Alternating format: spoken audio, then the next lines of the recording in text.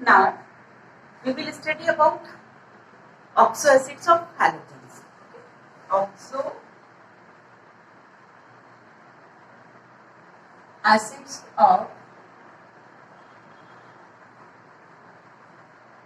halogens.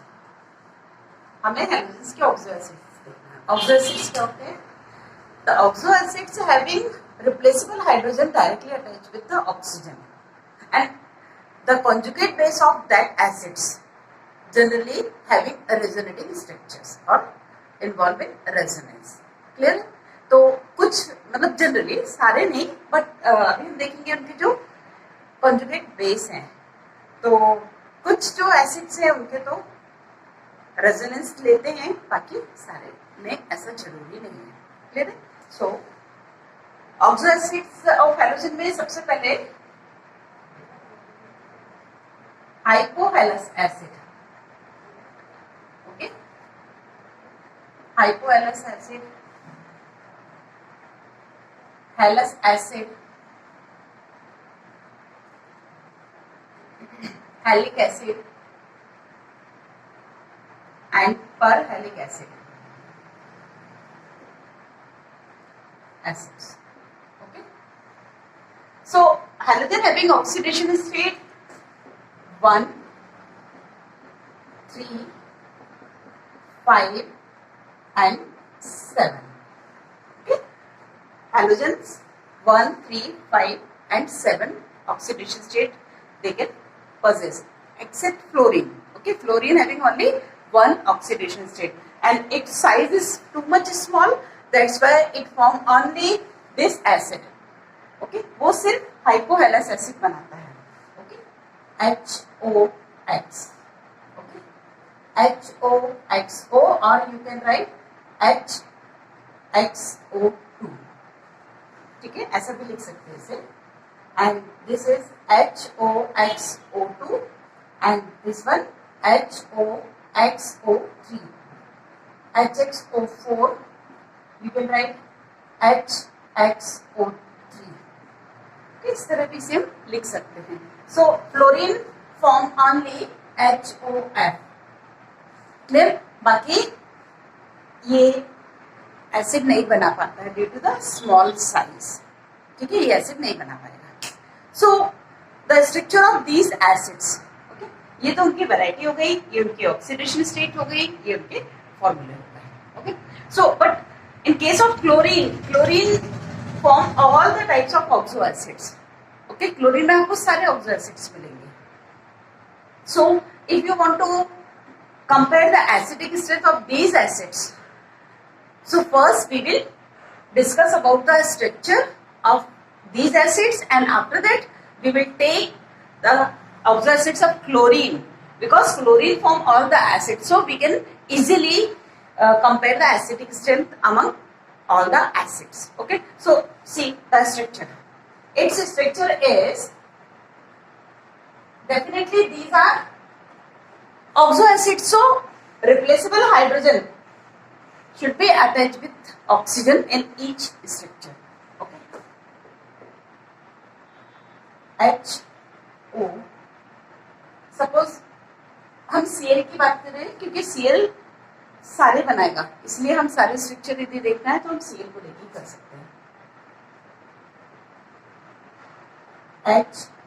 HO, Cl, O, HO, Cl. Okay, all these the structure of oxo acids of chlorine. ठीक है, ये आपके इनके structures हैं. Chlorine having capacity to form p multiple bond और पी/डी bond with the oxygen, तो ये फॉर्म कर रहा है. अब सपोज ये यदि H+ रिलीज कर देते हैं, ठीक है, so after releasing one proton we will get conjugate base. Okay, so how they dissociated this bond plus and minus इस फॉर्म में डिसोशिएट होगा. Okay, so this is conjugate base and H+, ये proton release करने के बाद जो remaining species होती है एसिड की वो conjugate base होता है. Okay, In this case, like that, dissociation is occurring. In this case, इस मैनर में जाएगा, इधर पे इस मैनर में डिसोशिएट होगा. Okay, so we have ClO, ClO2 1 negative, ClO3 1 negative and ClO4 1 negative. Okay, so conjugate base हम यहां लिख लेते हैं इनके.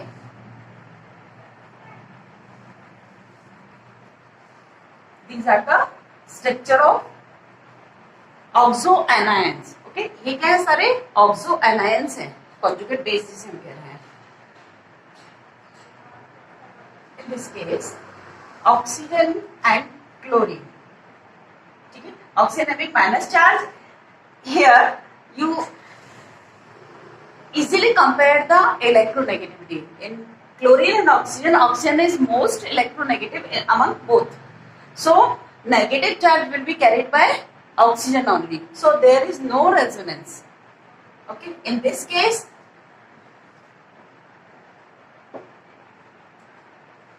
ये आपका ओरिजिनल स्ट्रक्चर है, बट रेजोनेंस के थ्रू आपको इस तरह से एक स्ट्रक्चर और मिलेगा. मीन्स हम यहाँ डबल एरो लगाएंगे. ठीक है, ये तो हमने वैसे ही लिखा हुआ है, इसमें रेजोनेटिंग स्ट्रक्चर्स मिलेंगे. ठीक है, in this case oxygen electron having 3 options to move.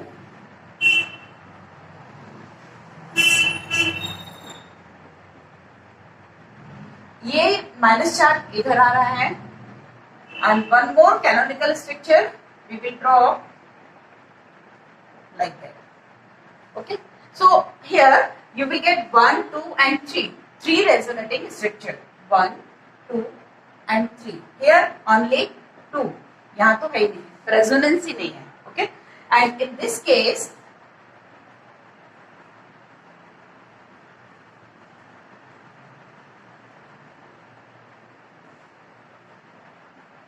one,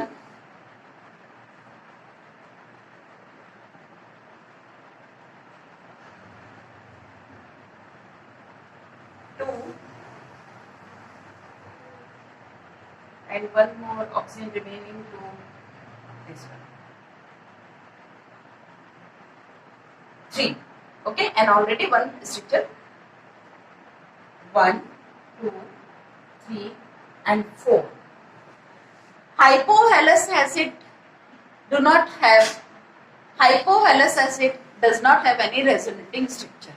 Okay, but oxoanion of Hallous acid having 2 resonating structure and Hallic acid having 3 resonating structure and perhallic acid having 4 resonating structure. So उनका जो anion है, oxoanion है, वो ज्यादा stabilise हो रहा है. ठीक है, वो ज्यादा स्टेबलाइज हो रहा है. तो जो भी कॉन्जुगेट बेस जितना ज्यादा स्टेबल होता है वो एसिड उतना ही स्ट्रॉन्ग होता है. मीन्स यदि हम एसिडिक स्ट्रेंथ का ऑर्डर यदि प्लेस करें तो HClO4 is highly acidic as compared to HClO3 or HClO2 or HClO. ठीक है, this is the order of acidic strength. Clear हुआ? तो एक क्वेश्चन इसमें से ये बनता है.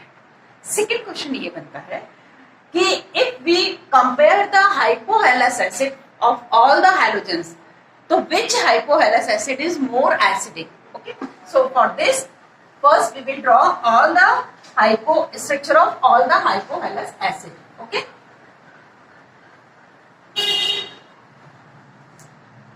सो hypofluorous acid,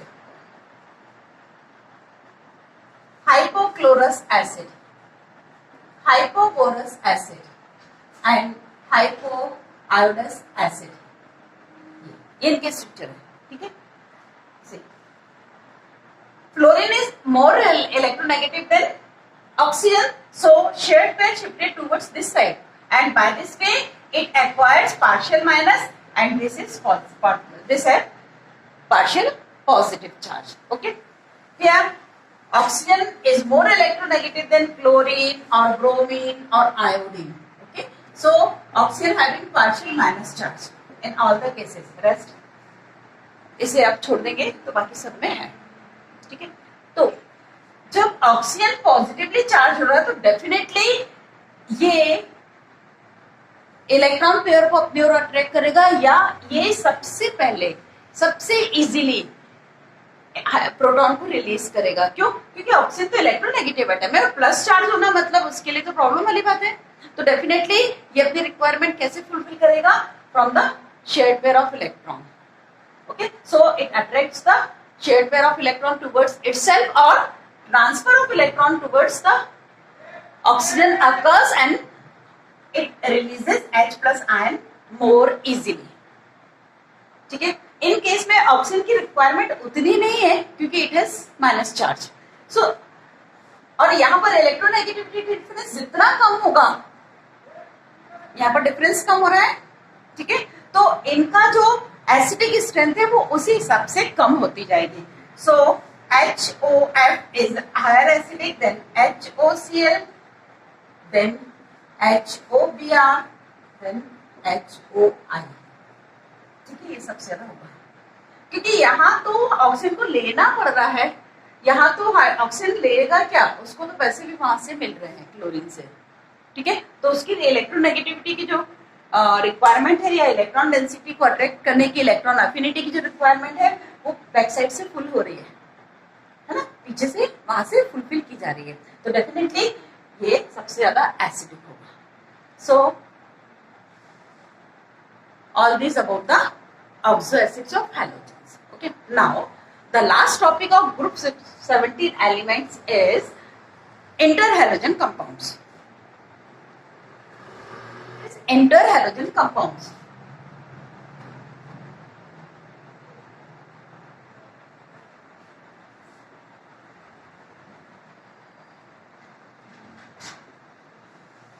Name suggests that interhalogen, halogens के बीच में, डिफरेंट हेलोजेंस के बीच में जो बॉन्ड बनेगा उसको अपन इंटर हेलोजन कंपाउंड्स कहेंगे, जो भी कंपाउंड फॉर्म होते हैं। Okay, so previously we already have an idea about the inter halogen compound. They form this type of inter halogen compounds. Okay, ये इनकी वैरायटी है, फॉर्मूला है। In this case X is less electronegative, electronegative halogen, and X dash is high or more electronegative halogen. Clear hai? So if you want to prepare this type of interhalogen compound by taking fluorine and bromine, clear? So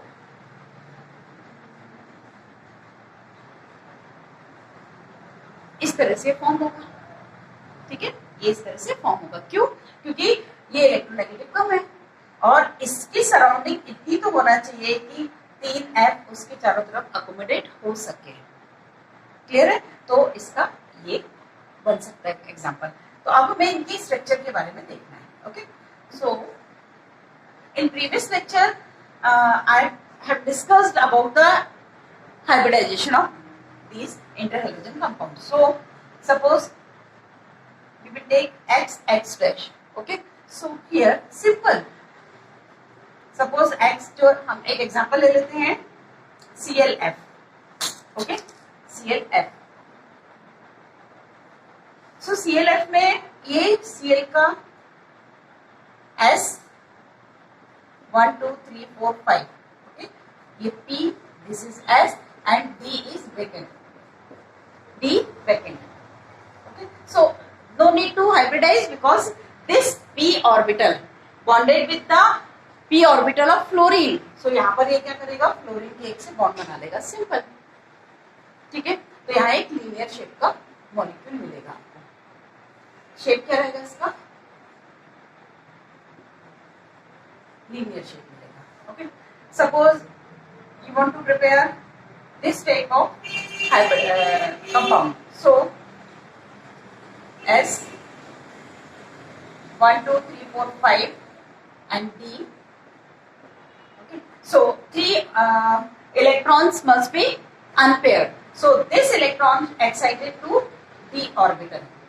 Okay, and these orbitals get hybridized and form sp3 combination, hybridization, and sp3 having 5 hybridized orbital. Among 5 hybrid orbitals, 2 are having lone pair. So geometry of molecule should be like this, pentagonal bipyramidal, but lone pairs are situated at equatorial position. Lone pair कहाँ होंगे? Equatorial position पे होंगे. सो दे the geometry of यहाँ क्या होंगे? Suppose हमने यहाँ F ले लिया और बीच में ये दिया है BRF3. क्लियर है? ये BRF3 का स्ट्रक्चर है. तो अब इसका शेप कैसा होगा? थोड़ा सा डिस्टॉर्टेड हो जाएगा क्योंकि लोन पेयर पुश कर रहे हैं. लोन पेयर इक्वेटोरियल पोजीशन पे है और ये बॉन्ड पेयर है एक्सियल पोजीशन पे, तो इसे भी वो पुश करेंगे, इसे भी. तो ये किस तरह का शेप मिलेगा? इस तरह का. ओके, ये बेंट टी शेप, ये टी शेप मिलेगा बेंट, थोड़ा सा ऐसा शिफ्टेड रहेंगे. ठीक है. नेक्स्ट है सपोज x-5 आपको ये फॉर्म करना है, x-5 फॉर्म करना है. इस केस में आप क्या करेंगे?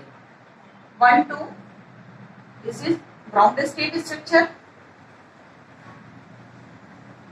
ठीक है, ये ग्राउंड स्टेट स्ट्रक्चर है. So we require 5 unpaired electron. So this and this electron, 2 electron shifted to d orbital. Okay, and they will get hybridized as sp3d2. sp3 and d2 means octahedral shape. So, or but one orbital having one hybrid orbital having lone pair. So its shape is square pyramidal. Okay, और lone pair रहेंगे नीचे.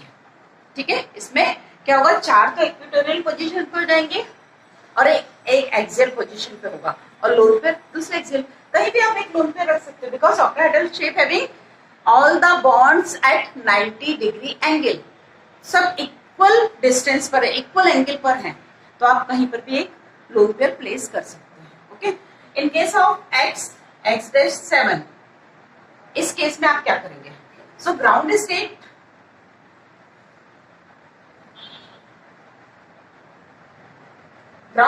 ये structure हुआ and D vacant है. अब क्या होगा? हमें 7 इलेक्ट्रॉन्स अनपेयर्ड चाहिए. So all the double electrons, all the paired electrons become unpaired and 3 electrons excited to d orbital. Okay, and the hybridization becomes sp3d3. Okay, so 7 orbitals are aligned in such a manner that they have least repulsion. Okay, so they form pentagonal bipyramidal shape.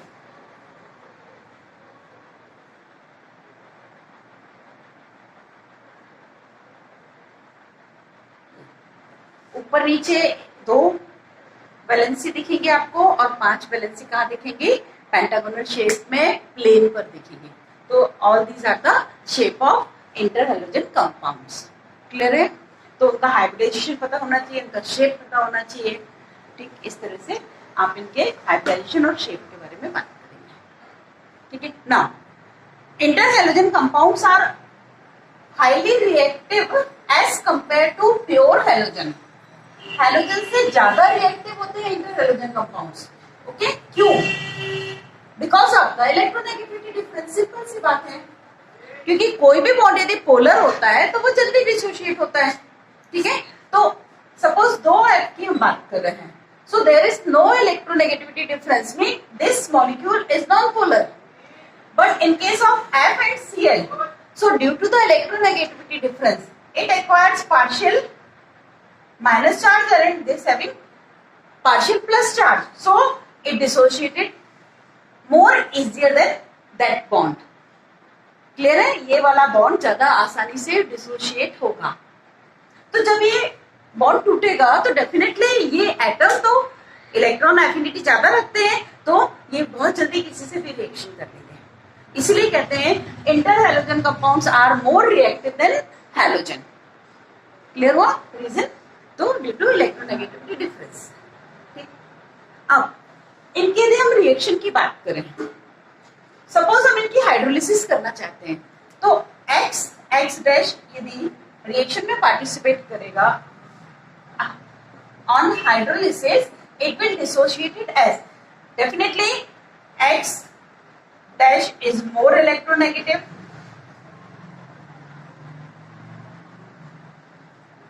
आपको पता है X dash बहुत ज्यादा electronegative, X dash more electronegative than X, so it acquire negative charge on hydrolysis. When it will get dissociated, so X dash having negative charge and X having positive charge. So water is also dissociated in the form of H plus and OH negative, and they have plus and minus charge. Okay, हमारे पास ये है तो इनका combination हो जाएगा. So we will get H plus and X dash negative plus दूसरा compound क्या बनेगा X and OH negative. So on hydrolysis they form hypohalous acid and hydrohalic acid. ठीक है, तो ये इनकी रिएक्शंस हैं. So now we will start group 18 elements. Okay, so group 18 elements are considered as or known as noble elements, noble gases. Okay, all these exist in gaseous form. Okay, and they have their complete valence shell, means इनका octet complete है, so that's why they are near about inert. ठीक है, ये Nobel configuration रख रहे हैं इसलिए इनको नोबल गैस भी कहते हैं, गैसियस स्टेट में है.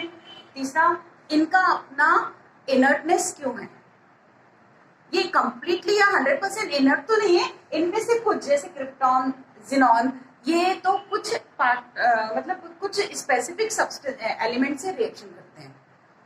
ठीक है, और कुछ कंपाउंड्स बनाते हैं, बाकी सारे एलिमेंट से ये नॉर्मल रिएक्शंस देंगे ऐसा नहीं है, तो इनके कुछ कंपाउंड्स मिले हुए हैं, तो जनरली ये इनर्ट जैसा बिहेव करती है.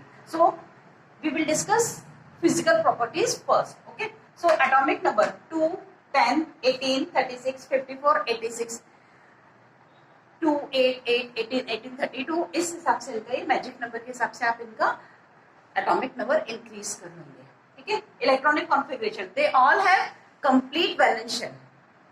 सो helium having only for one cell.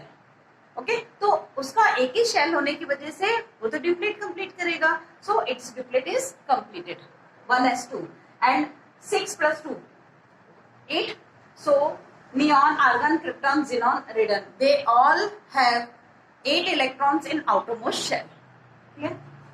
Next come to atomic radii in picometer. Okay, so as we move from top to bottom, the size of atom is increases. Okay, among all the groups only we study about the atomic radii. इसके पहले हमने कभी atomic radius नहीं पढ़ी है, हमने या तो कोवेलेंट रेडियस पढ़ी है, मेटेलिक रेडियस पढ़ी है. So because they exist in atomic form, इनका मॉलिक्यूल मोनो एटॉमिक है. ठीक है, तो इसमें एक ही एटम में एग्जिस्ट करते हैं, इनके बीच में कोई बॉन्ड नहीं होता है. क्यों? क्योंकि इनका ऑक्टेट तो कंप्लीट है, तो ये सिंगल एटम के फॉर्म में एग्जिस्ट करते हैं. So that's why we discuss their atomic size. So 120, 160, 190, 200, 220, ये इनका पिकोमीटर में एटॉमिक साइज है. ठीक है, तो जैसे जैसे हम ग्रुप में नीचे पहुंच रहे हैं तो नंबर ऑफ शेल्स इंक्रीज हो रही है. देखिए 3, 4, 5, 6 नंबर ऑफ शेल्स बढ़ने से साइज भी इनका इंक्रीज हो रहा है. Okay, ionisation enthalpy, because they have their complete और स्टेबल कॉन्फ़िगरेशन, वैलेंस शेल इनका कंप्लीट है, स्टेबल है, तो इनका अपना आयनाइजेशन एंथैल्पी ज्यादा होगी. Small size atom requires more energy or more ionization enthalpy to remove electron. Okay, so electron छोटा साइज है, ऑक्टेट कंप्लीट है या डुप्लेट कंप्लीट है, तो स्टेबल कॉन्फ़िगरेशन से फुलफिल ऑर्बिटल है वो तो वैसे ही स्टेबल होते हैं, इलेक्ट्रॉन निकालने के लिए बहुत ज्यादा एनर्जी लगेगी. Okay, so as size is increases so their ionisation enthalpy is gradually decreases. ठीक है, next is electron gain enthalpy. In all the cases, in all other groups, we studied the electron gain enthalpy is in negative value. Okay, हमने with negative sign, क्यों? क्योंकि वो exothermic है, मतलब हर किसी में जब इलेक्ट्रॉन आ रहा है तो एनर्जी रिलीज हो रही है. ठीक है, but in case of noble gases they have endothermic process.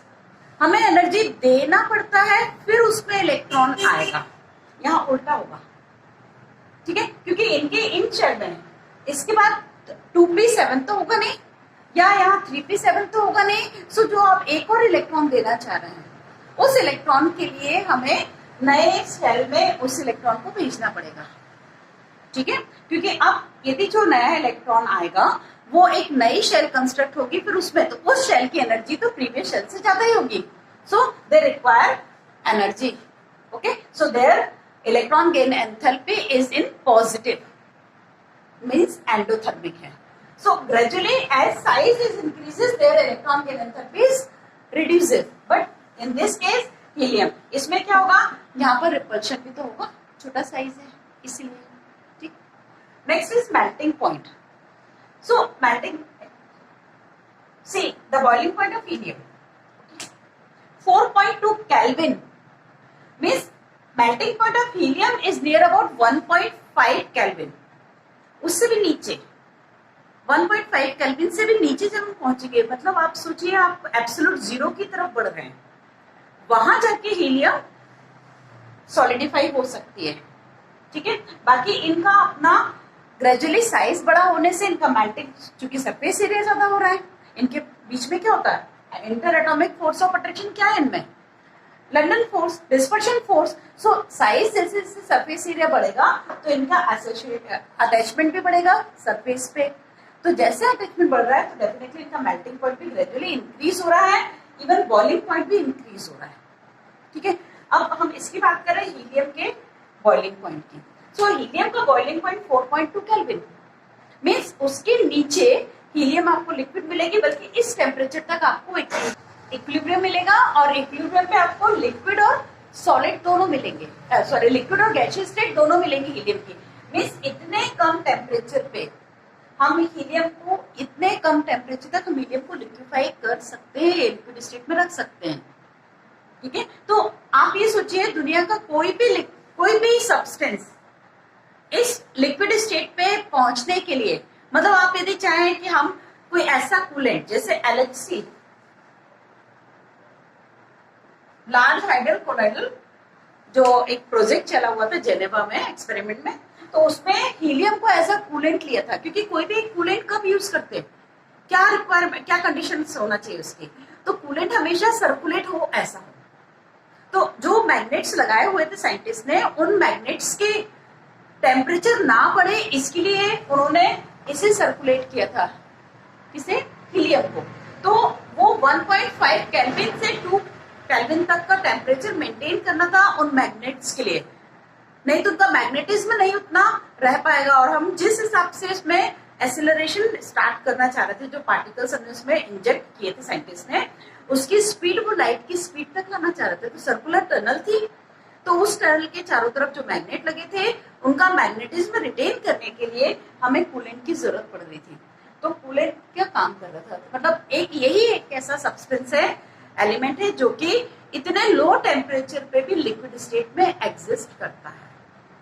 ठीक है, तो all these the physical properties of group 18 elements. Okay, now about chemical properties. Okay, so they are least reactive. Even helium, neon and argon having small size. Okay, इनका जो size और octet इनका complete है वो allow नहीं करता है कि ये रिएक्शन में पार्टिसिपेट करें. बट क्रिप्टॉन एंड जिनॉन फिर भी साइज में बड़े हो चुके हैं, तो इनके इलेक्ट्रॉन्स को अनपेयर्ड करा सकते हैं कुछ limited elements. For example fluorine and oxygen Okay, they have high electronegativity as well as electron affinity. So fluorine and oxygen इनके अनपेड इलेक्ट्रॉन पेयर्ड इलेक्ट्रॉन को अनपेड कराते हैं और रिएक्शन कर लेते हैं। तो क्रिप्टॉन एंड जिनॉन के कंपाउंड्स मिले हैं, अब वही आपको पढ़ना है। ठीक है, तो ऐसे कैसे पता चला कि ये केमिकली रिएक्ट भी कर सकते हैं? एक्चुअल में जो जिनॉन की आयनाइजेशन एंथैल्पी है वो ऑक्सीजन की ionisation enthalpy, oxygen having 1175, okay, so oxygen की आयनाइजेशन एंथैल्पी के लगभग बराबर है। तो साइंटिस्ट ने बॉर्चुलेट ने ये सोचा कि यदि इसकी आयनाइजेशन एंथैल्पी इसके बराबर है ऑक्सीजन तो हर किसी से रिएक्शन कर लेता है। तो उन्होंने एक छोटी सी कंडीशन प्रोवाइड की और देखा तो जिनॉन का भी प्लेटिनम और ऑक्सीजन के साथ में कंपाउंड फॉर्म हो गया। तो उसके बाद से फिर इसके और भी कंपाउंड बनाए गए। तो सीधी सी बात है, जिनॉन चूंकि साइज का बड़ा है इसीलिए न्यूक्लियस का लास्ट शेल के इलेक्ट्रॉन्स पे होल्ड उतना नहीं है। That's why the last shell electrons or valence electrons of xenon take part in reaction. Clear है? तो इस तरह से इनने हमें केमिकल रिएक्शंस दिखाई। तो अब हम इनके कुछ कंपाउंड्स देख लेते हैं। जिनॉन के हमें फ्लोराइड पढ़ना है और ऑक्सीफ्लोराइड पढ़ना है। Now we will discuss the xenon compounds. Okay, so xenon fluorine compounds. When xenon react with fluorine at 673 Kelvin, आप नॉर्मल टेम्परेचर पे तो रिएक्शन नहीं करा पाएंगे, ओके, क्योंकि ये थोड़ा सा इनर्ट है, okay, but if you will take excess of xenon, so you will form XeF2, इसका डाइफ्लोराइड मिलेगा आपको, ठीक है। But if you will take 1:5 ratio of xenon and fluorine, आप यदि फ्लोरीन इससे 5 टाइम्स ज्यादा ले रहे हैं तो ये xenon टेट्राफ्लोराइड बनेगा। If you will take 1:20 proportion of xenon and fluorine, so you will get xenon hexafluoride. Clear है? And one more method to form xenon hexafluoride, that is you will take xenon fluoride, tetrafluoride and O2F2. O2F2 is the fluorinating agent.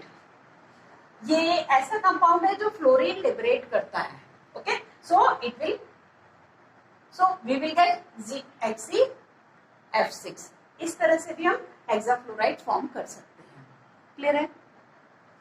All the XeF2, XeF4 and XeF6, all these are solids।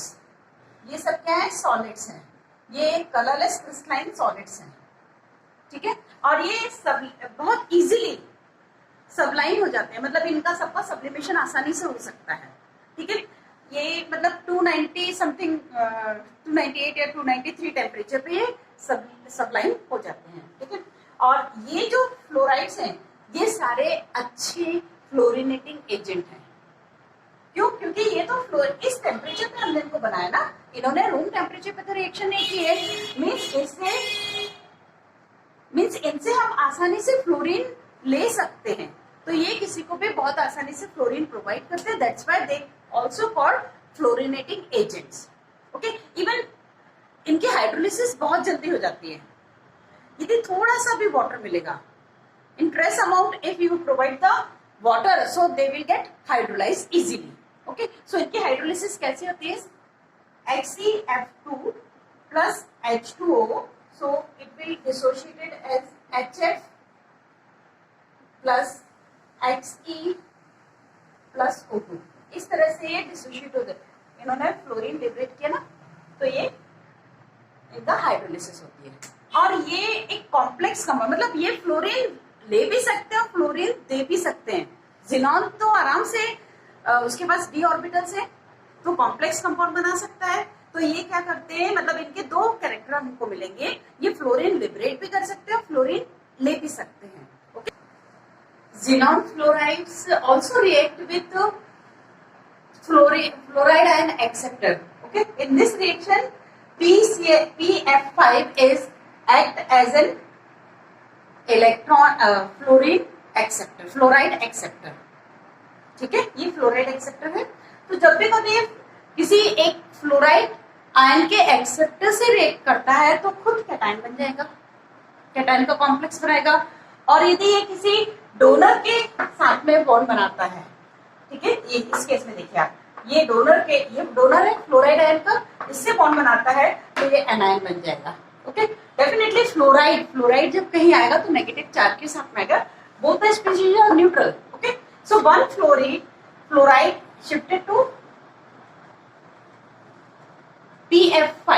Okay, why? Because P is capable to gain one more fluoride ion because it has vacant d orbitals. Okay, so by this way they form complex compound. In this case also, Sp is also having d orbital, vacant d orbital. So it again it is also accept one fluoride ion. Okay, and the fluoride ion, ठीक है, इस तरह से, इन this case this is donor. Okay, ये acceptor थे, ये donor है। सो donor ये F इसको देगा तो डेफिनेटली F7 1 नेगेटिव, तो ये एनायन बनाएगा। क्लियर है? तो ये मतलब जिनॉन के जो फ्लोराइड्स है वो एक्सेप्टर भी बनते हैं और डोनर भी बनते हैं फ्लोराइड आयन के। Next is xenon oxygen compounds. Xenon oxygen compounds. Hydrolysis of XeF4 and XeF6. Okay. So hydrolysis on XeF4 and XeF6 gives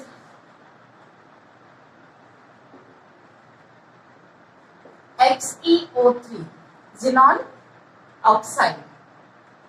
Okay, on hydrolysis. Hydrolysis पर ये XeF4 और XeF6 जिनॉन ऑक्साइड्स देते हैं। Okay, so इन fluorides की हम दो तरह से हाइड्रोलिसिस कर सकते हैं, एक उनकी partial hydrolysis and complete hydrolysis. So first is complete hydrolysis of xenon fluoride. ठीक है, कंप्लीट हाइड्रोलिसिस की बात करें, XeF6 plus H2O, so it will form XeO3 plus HF. ठीक है, एक तो ये बनेगा। And on partial hydrolysis,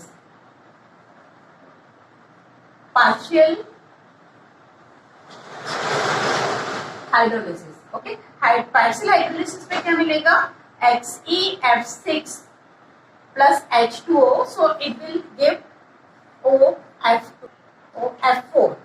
Okay, XeOF4 plus HF and one more F6 plus H2O, it will also give O2F2 plus HF. Okay, this is XeO3. This is colorless explosive solid. Okay, ये XeO3 जो है colourless explosive solid है और it has pyramidal shape. क्या shape इसका? Pyramidal shape है। और ये जो XeOF4 है, XeF4 it exist in liquid state, ये लिक्विड स्टेट में मिलेगा। ये भी कलरलेस है but it exist in liquid state. Okay, and its shape is square pyramidal. इसका शेप कैसा है? Square pyramidal. ठीक है, इसका शेप स्क्वायर पिरामिडल है। Okay, now see the structure of some xenon compounds. The structure of some xenon compounds. Okay, structure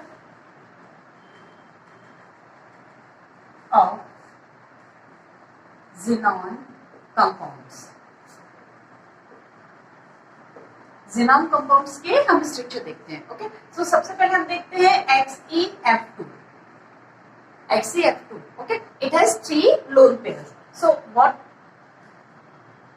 Xe and इसका hybridisation क्या होगा? sp3d हाइब्रिडाइजेशन होगा। ओके, सो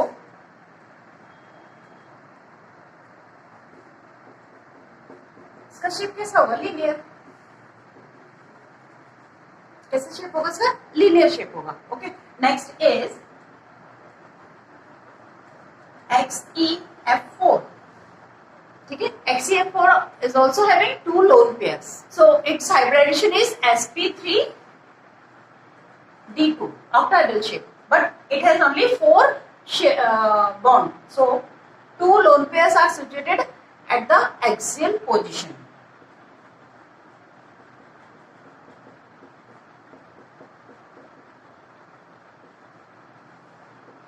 इस तरह से इसका शेप होगा. तो क्या होगा? Square planar. इसका शेप होगा square planar. Next is XeF6. ठीक है, तो XeF6 में एक लोन पेयर होगा sp3d3. Okay, among 7 hybrid orbitals only 6 are involved for the formation of bond. So one sp3d3 orbital having lone pairs, so its geometry would be pentagonal bipyramidal. Okay,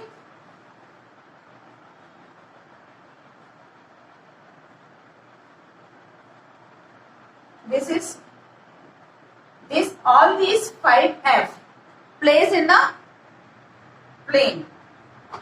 Okay, and one F is situated on the axis and second orbital and axial orbital having lone pair. Okay, so its shape is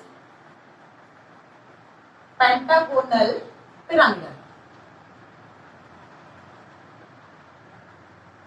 Okay, pentagonal pyramidal.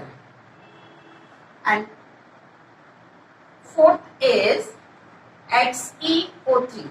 Its shape is pyramidal. Okay, XE, ये इसका shape क्या है? pyramidal. Fifth one, I will draw here. Fifth, XeOF4. Simple है, बिल्कुल इसके जैसे ही होगा, बस ये lone pair will be shared with the oxygen atom. Okay, so XeOF.